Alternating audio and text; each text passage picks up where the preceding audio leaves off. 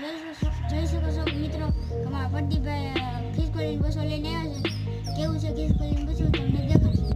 તો હાલો મિત્રો, હું મારી ખિસકોલીનું બસું લઈને આવી ગયો છું. તમને હું ખિસકોલીનું બસું બતાડી તો કેવું છે. જો તમને સારું લાગે તો લાઈક, શેર, સબસ્ક્રાઈબ અને કોમેન્ટ કરવાનું ભૂલતા નહીં.